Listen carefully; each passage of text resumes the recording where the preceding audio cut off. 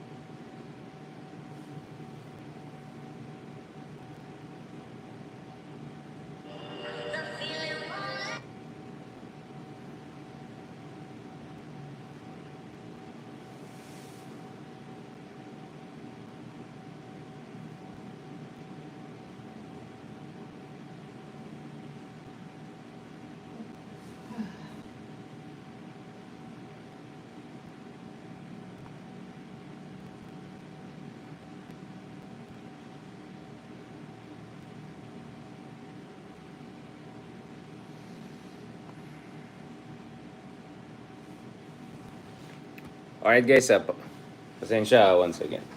Hindi gumagana itong line ko kahit nagbayad ako kanina, hindi ko alam bakit. Problema. Late na naman tayo nagbayad tuloy. Matanggalan tayo mga kamets. Continue. Ayaw ko ng free. Kaya. Ayan. Hindi.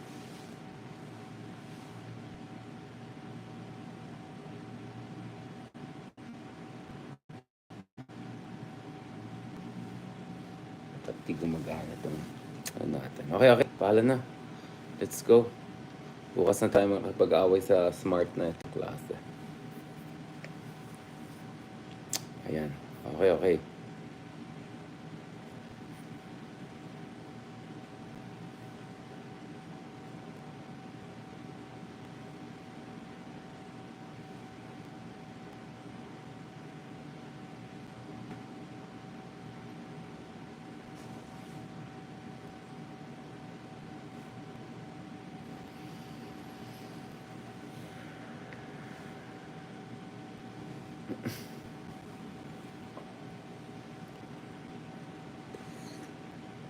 Na mukhang talagang mabagal ang internet sa area ko ngayon. Bakit kaya? Ngayon naman hindi gumagana itong live natin. Hindi tayo nakapag-live. Bakit kaya? What's going on? Sinasabotage na yata tayo. Wala, ayaw mag-live dito sa kabila. Oh. What's going on? Leo mo internet.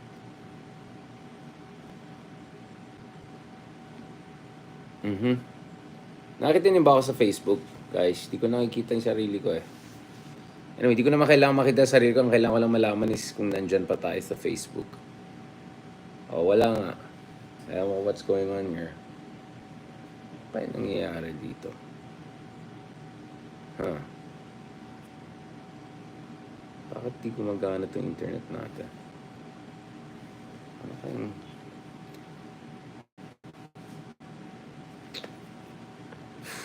I don't know guys. Ewan ko anong nangyari. Ba't di gumagana yung internet natin?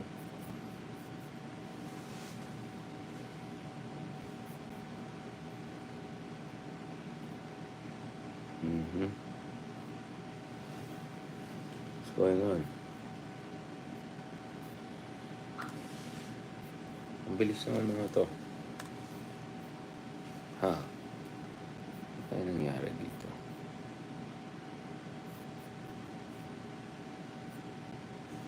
Oh, nakikita naman daw tayo ng iba. Anyway, okay na. Hindi ko lang nakikita sarili ko. But as long as you guys see me, yun lang naman. Okay, let's get the ball rolling guys. Ito na. This is it. Gumising tayo ng maaga kanina. 8 a.m. pa tayo. Dire-diretsong kasi dami nangyari. Daming ganap today.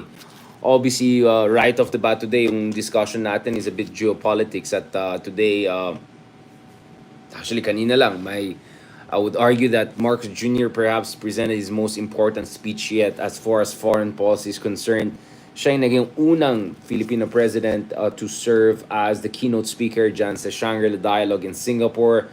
Di tayo invited this year. I don't know why. Anong basihan nila? Charot. I'm glad that at least there's a Filipino voice there. And as far as the speech goes, the speech I think was kung sino nagsulat yan. Magaling in a sense that all the key points, everything important that we were expecting from the president were mentioned there. So that is very, very encouraging. Pwede natin pag-usapan yan. In the meantime, guys, pag-usapan natin quickly itong case of Donald Trump. Obviously, some of you kanina nag-eavesdrop kayo. Pasensya na kung may mga delay, hindi ko hawak yung exact time of mga interviews and all. Pero nag-eavesdrop kayo dun sa discussion natin. Yan, si Ronald Liamas din ang kasama natin dun sa StoryCon sa One News with si Amy and Patrick. Pinag-usapan natin itong implication ng itong this latest conviction na yan. Ayan, at least nakikita ko dito sa sarili ko on this side. Okay, so ito na, official na. Hindi na ito alleged. Hindi na yung ano yung favorite natin, di umano, hindi na ganoon. Okay, so now it's final, guys. Found guilty na talaga si Trump. So he's technically speaking a criminal right now, right? So he was found guilty on all charges by the jury. There was a little bit of delay a while ago. Kahapon actually. And people were wondering if there's if nagkaroon ng hung jury, na nagkaroon ng disagreements or divisions within jury because of the lack of weight of evidence, etc. But it looks like it was not only unanimous but on all counts, more or less, di ba? Natalo ito si Donald Trump. So officially, ito na. He's a criminally convicted person, and in that sense, he's the first ex-American president, right? Once again, may bago na naman ng record ito. Trump once again makes history. Ilang beses na siya na-impeach? Twice na ba siya na-impeach almost, right? And then now naman, the only ex-president to be charged with a crime, convicted of crime rather. But here's the rub. That's not gonna stop him for running for office. In fact, interestingly, the exact sentence will be announced by the judge. I think only 5 days before yung official nomination or crowning ceremony for Donald Trump for the so-called MAGA party. I'm sorry, Republican Party, right? Yan, I don't know kung Republican Party pa rin tawag natin dyan. MAGA Party, actually, I think is more accurate, or Trump Family Party, or whatever you want to call it. So, interestingly, the sentence will come down just few days before he's officially going to be the nominee of one of the two major parties in the United States for the presidency of arguably still the most important country on earth. That is not a value judgment, just that's just American weight in terms of its economy, and even more its military on the global stage, no? So kaya kahit Pilipino tayo, kahit di tayo Amerikano or whatever, kahit Amerikano yung iba na walang pake sa politika, you have to care because we are in completely uncharted territories. We have never had this. Last time I checked, in any major democracy, although in fairness, Donald Trump will not become the first presidential nominee to run from jail, right? So, roughly 100 years ago, there was another American presidential candidate who ran more or less from jail. So, even if makulong siya, right, still that's not going to stop him based on the Constitution or certain interpretation of the U.S. Constitution. So, if you're thinking that this conviction is the end of his run for the presidency or his potential return to power, nah. Legally speaking, you can easily say that that's not the case. Yung ibang cases niya, including dun sa January 6 insurrection case, this is going to the Supreme Court, and as you know, the Supreme Court ay stacked with conservatives, no? In fact, I think this is the most conservative and Catholic American Supreme Court in recent history, if ever, right? So Trump can be quite confident that when cases go to the Supreme Court, things will not necessarily turn out against him in a significant way, or at least he should be more optimistic than none. Not dito naman dun sa conviction niya, he still can appeal it. And as far as Trump is concerned, he is the master of some would say disaster, but he's also a master of evading, right? Accountability, if you can say that. Ilang taon na, ilang dekada na, ilang controversy na, ilang scandal na, ilang ng charges, ganon. That guy never spent a single day in prison.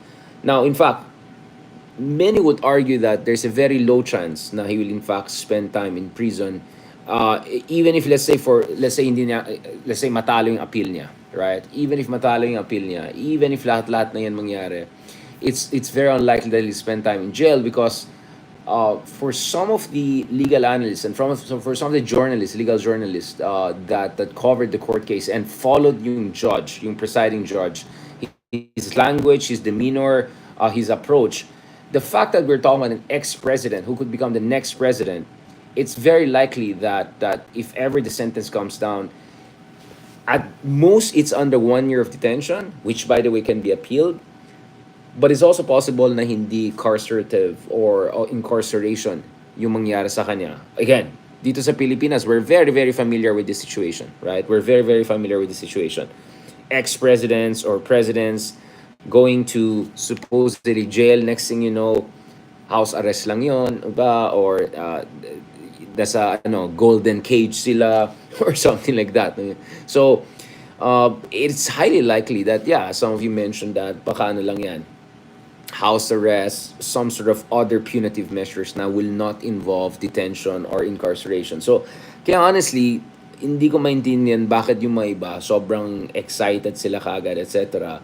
But probably, my understanding is, they are excited not because they're sure that this will prevent Trump from becoming the next president. If anything, I think everyone admits na baka ang mangyari pa dito, baka magkaroon pa ng backlash and lalo mag-harden yung support kay Trump because now he's going to really present himself as a kind of a victim, right? So in that context, I think no one should, and from many people I'm checking on the other side, no one has any illusions na this is the end of the story. Having said that, I think it's important for a lot of Democrats that at least now definitive, now you can say this guy has been criminally convicted, right?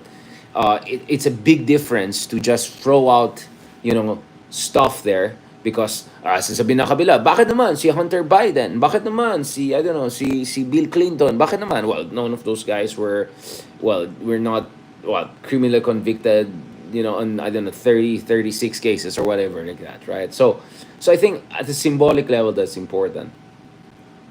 I think it's also important for Democrats because ngayon ang maging diskurso.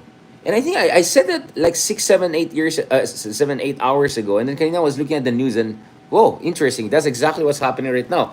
So the Biden administration's campaign strategy right now is to say na ang darating na election ng Amerika hindi ukol sa Republican versus Democrats. And it's not even about culture wars, conservative versus liberal. It's not even about who's pro-Russia or anti-China or pro-Ukraine and anti-Ukraine, or it's not about that. It's about whether you want a president who's criminally convicted and who can still run because of how the geniuses who framed the Constitution allowed for this potential eventuality, or you want someone who's not perfect, who's questionable, hindi ka sang-ayon sa kanya, medyo matanda-tanda na, medyo hindi ka sigurado kung, but nevertheless, go for it. So now I think the narrative completely changes. The narrative entirely changes. Because now it's a question of, naniniwala ka ba sa justice system sa Amerika at okay ka ba na isang criminally convicted person will be your president? So this is a very different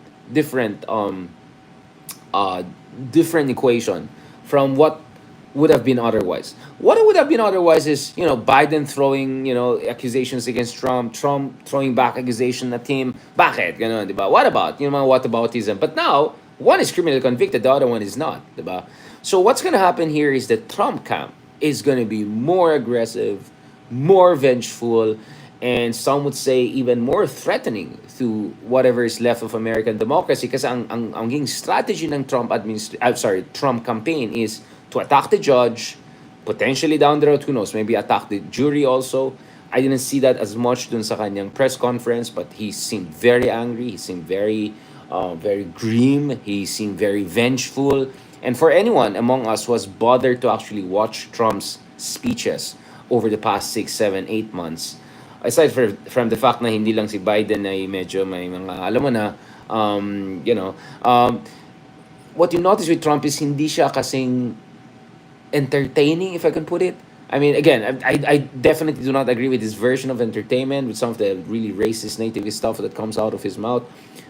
But the reality is that if you look at his 2016 campaign, even the 2020 campaign to a certain degree, may pagka Zarzuela, carnivalesque, di ba? May mga ganun. Ngayon, his speeches are angry man speeches, and old angry man speeches. The system is rigged. Everyone is after us. The US is going to hell. Actually, very similar to language of Digong. Especially yung language of Digong in terms of, pag ako ang hindi nanalo, ako yung huling baraha ng Pilipinas. Pag hindi ako nanalo, maging narco state na tayo, matapos ng Pilipinas, magko-collapse ng Pilipinas. Is that very kind of a dark imagery approach. He did that before, of course, in 2016 also. And yung speech niya, yung inauguration address na, di ba? He said, yung carnage and all of that. But if you look at his speeches more, mas grabe, mas aggressive, mas anti-system. And that's why many people are wondering na baka he will try to do to the American political system what the likes of Duterte did, what the likes of Modi have been doing to India, or Bolsonaro tried to do in Brazil, right? Of course, they're very different individuals. Of course, they're in very different contexts. You cannot compare American political system in terms of the robustness of their democratic institutions to the Philippines. I understand that. But I'm having a hard time not seeing a Donald Trump 2.0 not going all the way against Biden, against anyone who's working at DOJ right now, against the judge, against the jury, especially if he becomes the president, against, my goodness, I mean, against anyone who's perceived not to be on the MAGA side. This is going to be a very vengeful side. And you know where this could end, right? This is a slippery slope. This is a rabbit hole. This is going to be a very dangerous situation, right? Now, obviously, if you're pro-Trump, you're going to say, tama lang yan.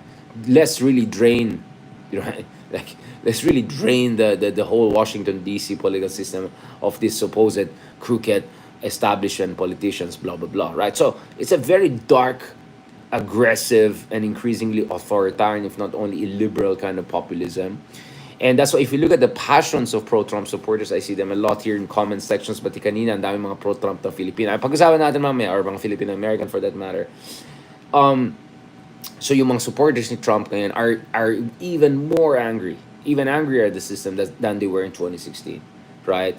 And ang approach talaga ni Trump ngayon is to present himself as a kind of a, diba, a martyr, right? A martyr of a totally broken, corrupt system, and that you need nothing less than a complete overhaul of the American political system. So doon, pwede mo sabihin na medyo, wow, we might get into really deep, dark waters here, right? Or for some people, we're getting into exciting times if you're against, of course, the Democrats on the other side, right?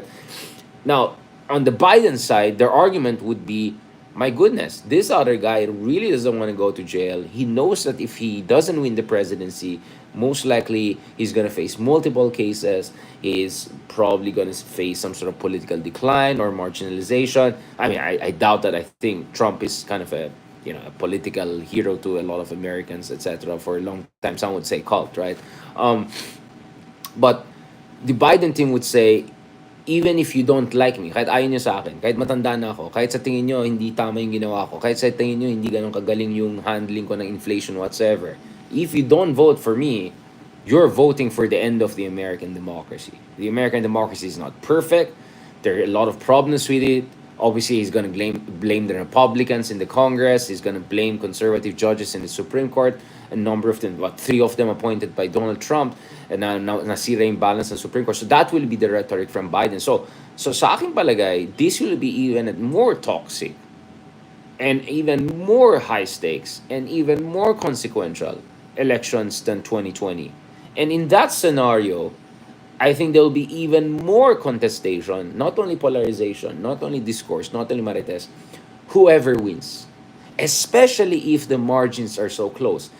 And speaking of the polls, yes, I saw the latest polls and the averages and median of mga different polls. At lahat ng yan nagpapakita na Donald Trump is gaining an edge over Biden. But I also agree with some of our friends, including with Hunter Marston, who I talked to yesterday, from La Trobe and previously from Brookings Institutions and Carnegie. He was joining us from Rhode Island.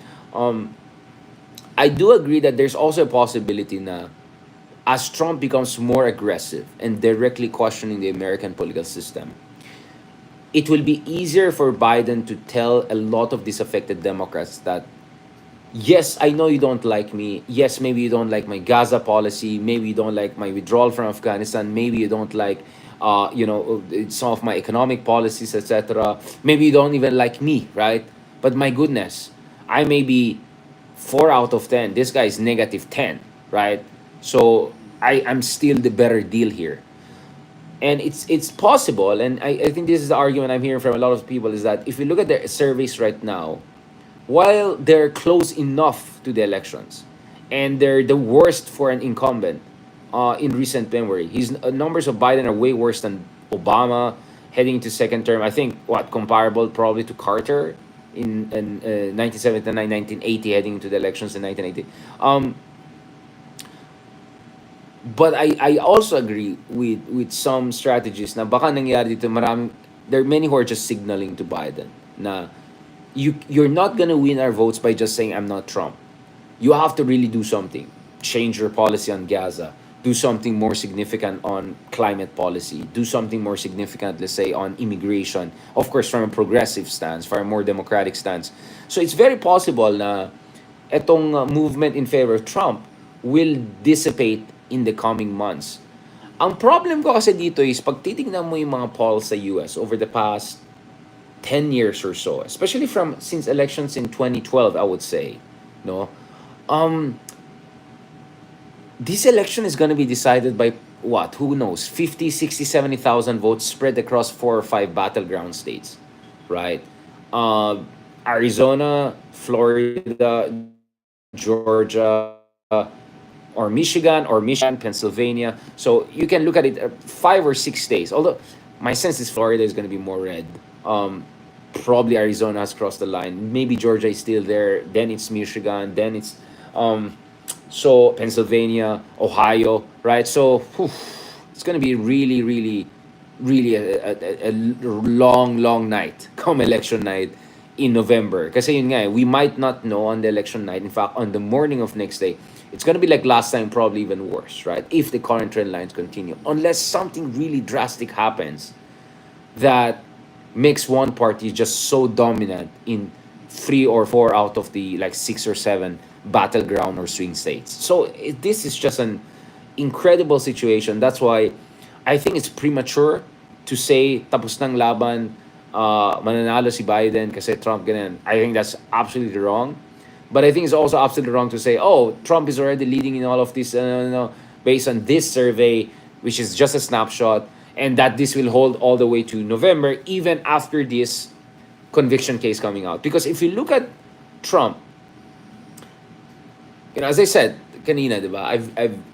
I was in South Carolina, I was in Georgia, then I went to California. I was in Washington D.C. this year, and I talked to a lot of people. I don't claim to have done my scientific survey, but I talk to people, whether it's Uber driver, whether it's whether it's tour guide, Republican, ex-military, ex-government, Democrat, student, immigrant, newly arrived Americans, Latino, Middle Eastern American, Asian American, obviously Caucasian American, all of those people. So my sense is really the problem of Biden is there's no enthusiasm for him whatsoever, and at the same time with Trump also, there was also this element of major radioactive.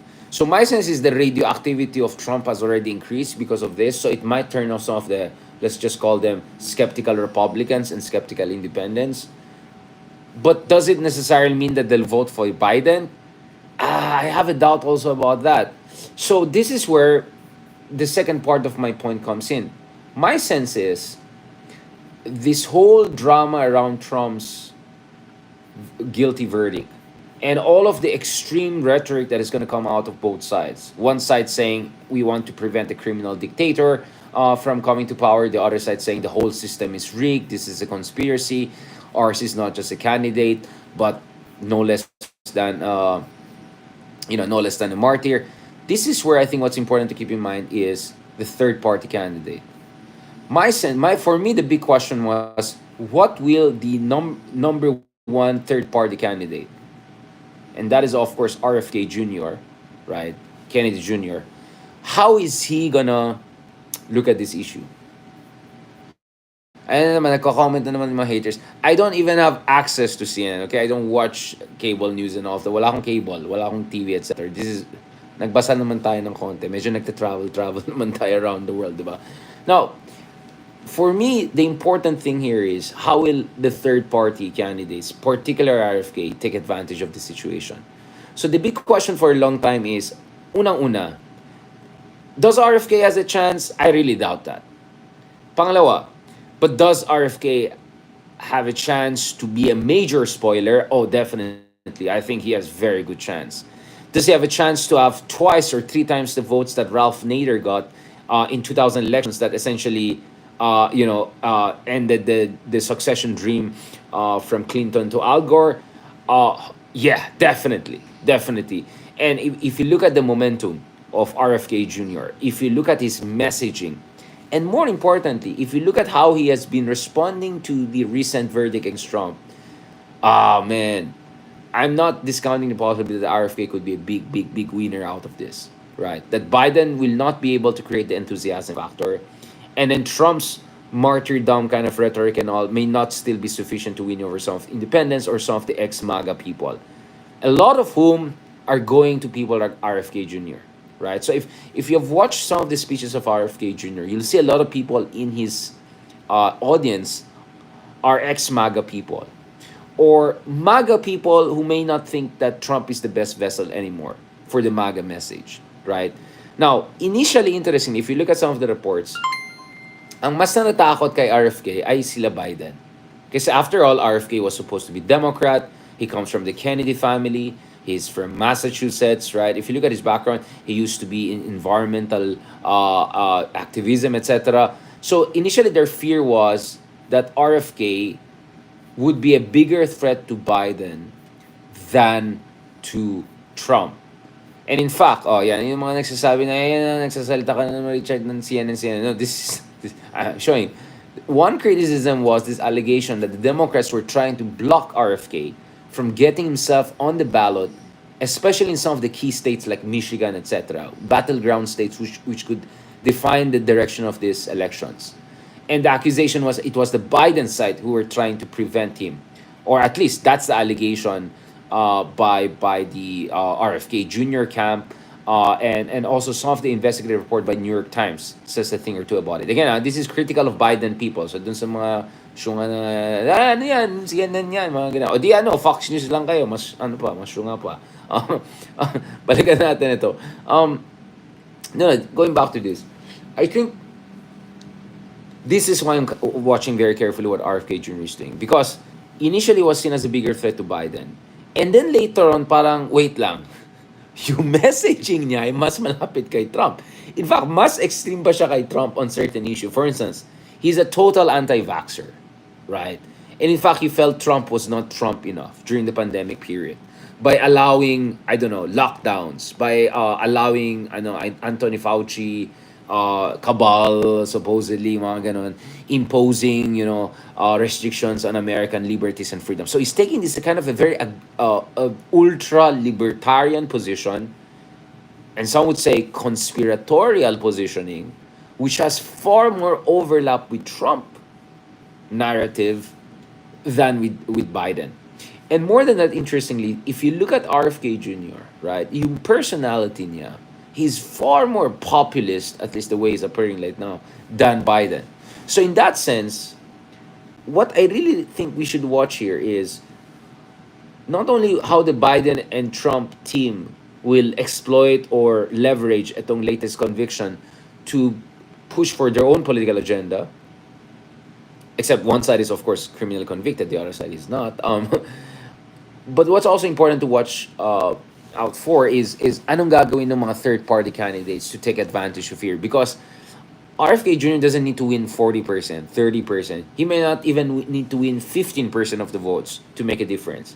Probably even with 10, 11, 12% of the votes, or even 6, 7, 8% of the votes in some of the key battleground states, he can completely change the direction of these elections. And in fact, I think the dream plan for the RFK Jr. team. See, guys, I'm really following these guys because I'm really interested in what's happening here, because this could be another wild elections whereby a third-party candidate, does something out of nowhere. I think the appeal of RFK could be so strong that he might even deny both Biden and Trump, right? He might deny both Biden and Trump the minimal threshold in terms of electoral colleges. I mean, that's their dream. That's their dream. So that they'll force, I don't know, another round of election. So I think we're really totally in uncharted waters here. So anyone who says, oh, tapos ng laban, panalo lang sila Biden, wala na si Trump, forget about it. They don't know what they're talking about, right? If the other says, oh, that's it, Trump is gonna harden his base, whatever, it's like, his base is already hardened. This is not about his base. This is about winning over skeptical Republicans. This is winning over independents, ex-Democrats, libertarians. That's the question here. I think the better analysis would be, how is this going to benefit RFK Jr. and third party, and how is this going to affect not really battleground states. Actually, if you analyze it properly, it's battleground swing counties. Really, really small towns, small suburban areas in Georgia, Michigan, again, Florida and Arizona, I don't know, but I think Michigan, Pennsylvania, Georgia, it could be just a few counties which will decide the future of American elections, and by extension, the world. Now, everything I'm saying here is because, after all, ang Pilipinas ay aliado ng Amerika, right? So kung magulo ang Amerika, kung distracted ang Amerika, kung internally polarized and divided ang Amerika, kung sabog ang politika nila, even more sabog than we see, right? Whether si Biden ito or I mean, honestly, I'm not also excited about the Biden victory. I think he has shown tremendous amount of incompetence on many, many, many issues that I really expected more from him. From the withdrawal from Afghanistan to handling of the issue on Gaza, to also on the Ukraine issue in terms of ano ba talaga, are you going to give enough to Ukraine to beat Russia? Or if you're not going to give enough to Ukraine to beat Russia, then fast enough, then push Ukraine and Russia for a peace deal, right? On terms that it's least bad for Ukraine. right? So I just think there's so much dithering, there's so much incompetence I saw in the handling of another issues. I think I see also very weak narrative in terms of emphasizing to the American people that at least you know you have an interesting situation whereby although inflation has been high, growth has been also very robust in America. And if you look at a lot of other indicators, the US is not doing too bad, but weak narrative and weak social safety nets, especially for my youth. So one reason Biden is doing so bad in battleground states is a lot of Latino, African American teenagers and younger millennials. They're not doing very well. They don't have assets. They don't have a lot of savings. So yung 5% increase, 4% increase, my goodness, 7% increase in inflation is just crazy. It's so they don't care if the stock market is doing well. They don't care if property prices are. They're worried about their student loans, which by the way, the future of the student loan issue is also not determined. They're worried about their everyday rent, their everyday expenses, etc. So naintindihan ko rin yung level of dissatisfaction, etc. So no, I mean if Biden loses, I have absolutely no surprise whatsoever. As I said, from my own little understanding of a slice of America, from red states to blue states, my sense is enthusiasm for Biden is really really low, and for me the biggest shocker here is that here we are again, another election, and the choice is between Trump and Biden. I mean, out of 300 million Americans, this is the best they could do. And what's the sad thing is, as I said, mukhang kahit sino manalo dito, medyo gulo to. At kung magulo sa Amerika, guess who's gonna take advantage of that? Obviously, China. Obviously, Russia. Obviously, yung mga kalaban ng Amerika are gonna take advantage of this. And not to mention, kalaban ng Amerika, nakalaban din natin.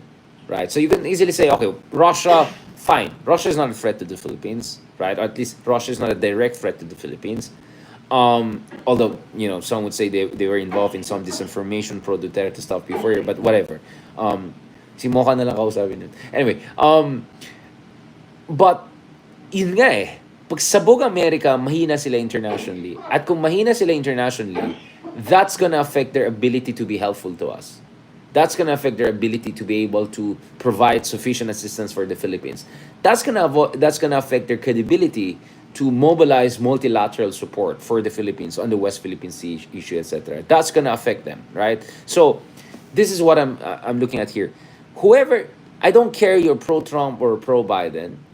The fact of the matter is that a messed up America is bad for its allies, and we just happen to be in a country that happens to be a U.S. ally, and it's definitely good for China. It's good for Russia, right? So that's what you have to keep in mind. There are international implications here.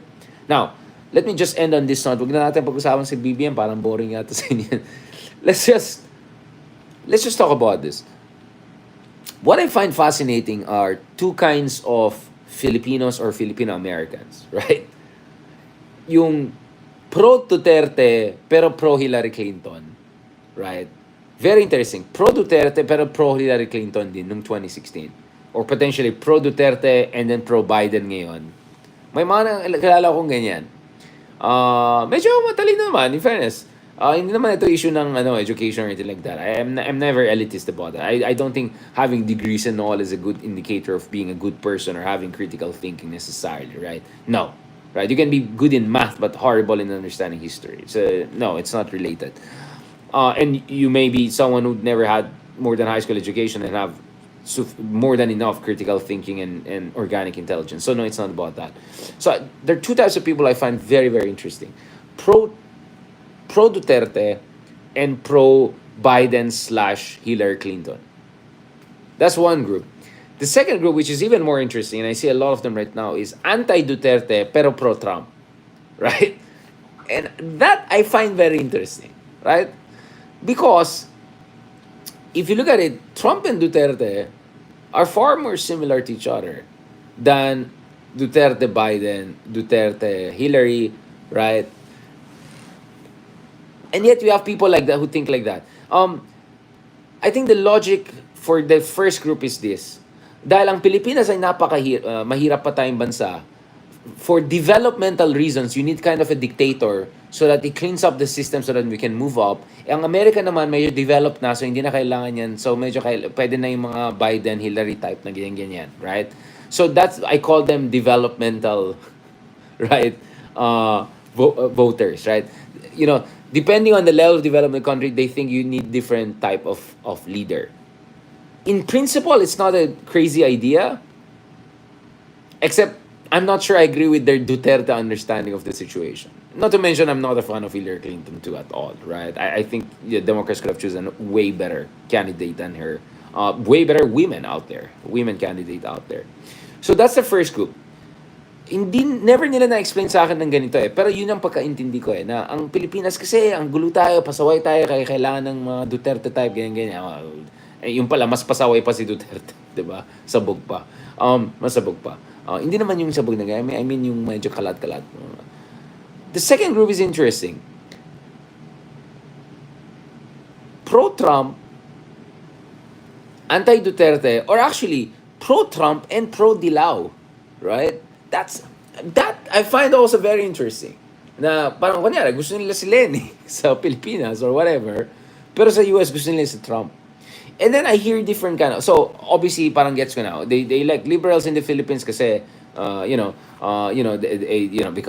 they're not Duterte, they're not Marcos and all of that. Alam na natin yun, hindi natin kailangang explain yan.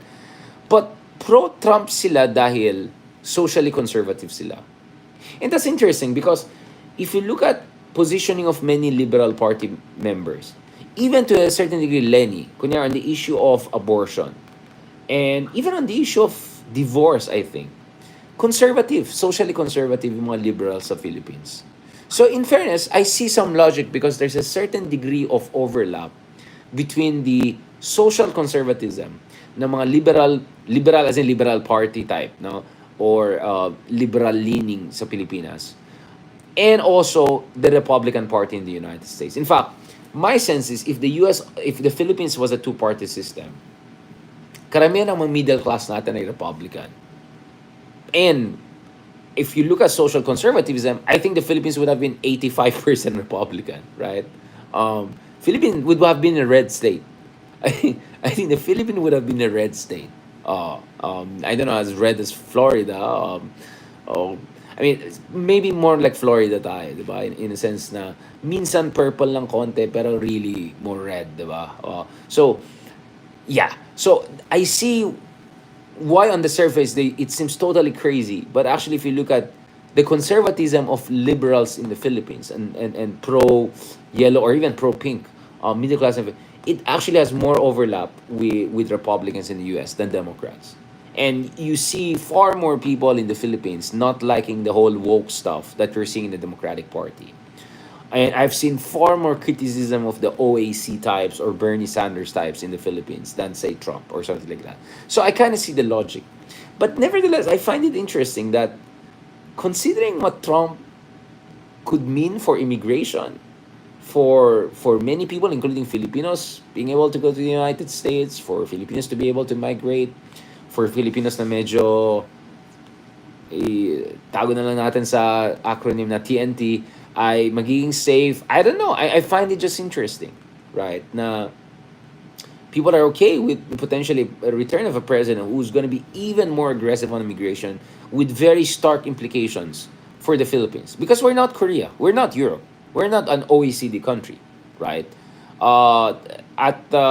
Trump is going to be very strict on immigration from any developing country. Basta hindi ka mayaman na bansa or whatever, he's going to be very, very strict on that. So, I'm not sure how people are very happy about that. And then, katulad ng pinag-usapan natin kahapon with Hunter Marston, it is also very possible that under Trump, there will be a war, a major war, including the United States. Even if Trump is the guy who's supposed to be the man who will make the deal and all of that. I think we saw the difference between Biden and Trump is that Trump flirted with direct war in ways that Biden didn't. Biden's mistake was crime of omission.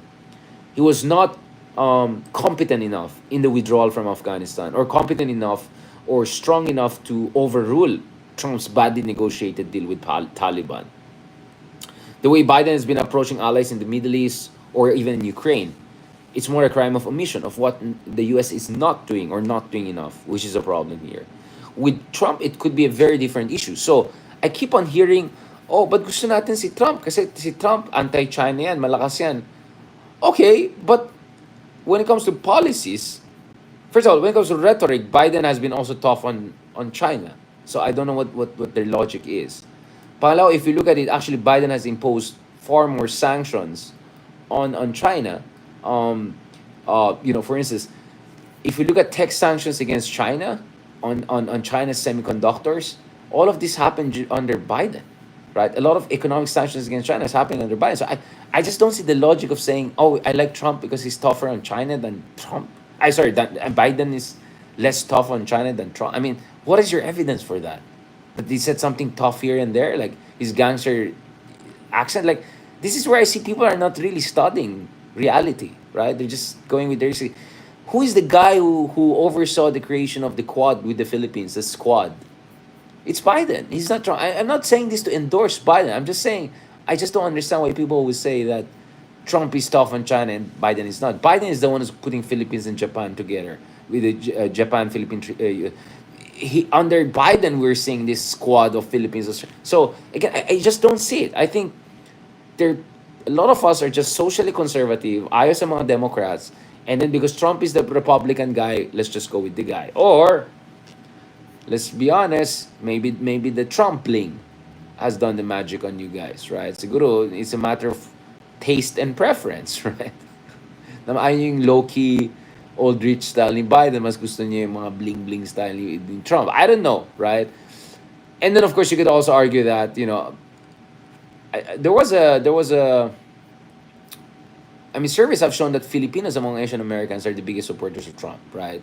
Again, comparatively, right? So maybe there's also something about culture, right? Also, there's something about, our social conservatism and openness to kind of a populist leader. But yung argument na, oh, doon tayo kay Trump kasi mas malakas siya sa China, like, anong basihan mo ulit? Who imposed more sanctions on China? It's Biden. Who has been more systematic in pushing back against China? It's Biden. I'm not saying Trump will not do that if he had another term. I'm just saying, what is your evidence to say that Trump is better on China than Biden? Biden is not the one with business interest in China. Biden is not the one who has a history of cutting deals and being enamored with dictators. Biden is not the one, by the way, this is Trump, who said great things about Xi Jinping, etc. Right? Let's just be absolutely clear about that, right? I'm talking about now. Of course, Biden said some good things about Xi Jinping before when they're both vice presidents, right? But I'm talking about now. So again, these are illogical statements. Walang basihan or whatsoever, right? Now, again, this is not to say that Biden, yun ang maganda kung manalo sa Biden. I'm just saying, right? When you make political statements, make sure you can back it up with evidence, right?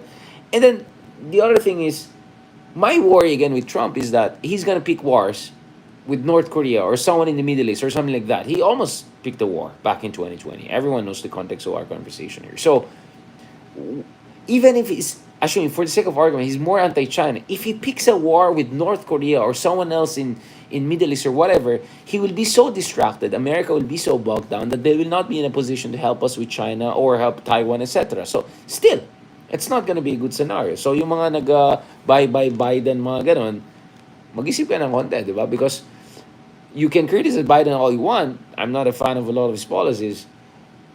But to say immediately that Trump is a better alternative, mag-isip naman kayo ng konti. Yun lang.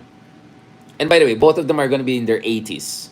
I mean, Biden is already in his 80s, but Trump is going to be also in his 80s by the time he's going to enter his second term, if ever. So, if you want to use the age argument, I don't know. If you've watched some of Trump's recent speeches, I don't know. I mean, didn't he mistake this person with that person, Obama with Biden or whatever? I don't know. We can have a long conversation, but it's just sad that the world's most powerful country and supposedly leading democracy, because it's not really a leading democracy, and some question how long it will remain any kind of democracy, is a choice between Biden and Trump. And the third party candidate is JFK, is Kennedy Jr., who's not necessarily also the most, I don't know, reassuring person, if I can just be nice about it, right? So good luck na lang sa atin. Yes, tama. Talagang kaya nga, don't be emotional. Wag tayo makisali sa mga culture wars sa US, mga ganun. Just look at how bad this is going to be. RFK, sorry, I said JFK, RFK Jr. Look at how bad this is going to be potentially for the... Kaya nga sabi ko, regardless who is going to be, whether it's Biden, Trump, magulo to. And kung magulo ang US, ng US, that's not good for us. That's good for China and Russia. So ang pinaka-happy ngayon, si Xi Jinping at si Putin. They're gonna look at America and they're gonna have a good time with this. And if true na talagang meron disinformation, etc., my goodness. And messed up America is good for all of them, right? Kaya nga sinasabi ko, huwag natin masyado i-idol din ng US kasi hindi naman maganda talaga yung political system nila. Kaya hindi ko maintindihan yung mga iba na sobrang believe sa US and all of that, right? There's so many better political systems out there, which are, by the way, also democratic. Sweden, even Germany, despite all of these mistakes, I would say far better democratic system. Spain, I would say, has a far better democratic system than United States, etc. Yun ang mga dapat titignan natin, alright? And naman, anyway, everything I'm saying here is based on reading, 1,000 books or articles or whatever. Okay, so lahat yan ay based on research and everything like that. This is not something I just come up with, and you're more than free to read all of our articles and analysis for leading publications around the world, including in Hong Kong, including in Tokyo, including in Washington, including in Brussels, including in Singapore, on all of these issues that we discussed. On that note, thank you very much. God bless. God bless the Philippines, right? Because medyo, these are not very reassuring times. I don't know bakit yung iba excited sa nangyari, because I think either way, dark clouds are gathering over the horizon, not only for the US, but for allies and by extension the international order.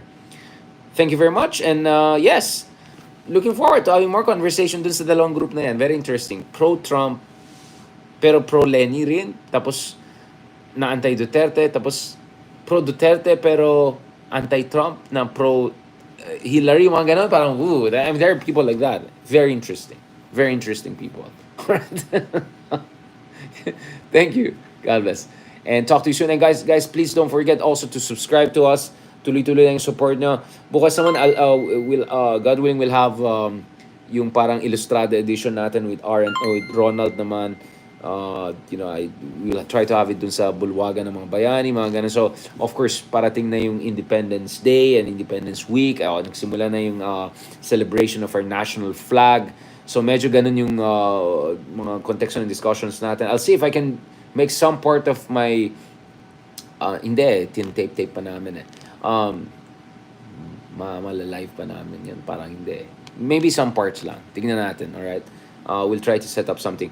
Anyway, thank you so much mga kameta for your continued support and your subscription, your support and everything like that. And please, dun sa Spotify, yes, libre lang magbigay ng good rating if you think we deserve it. Libre lang mag-recommend and makinig.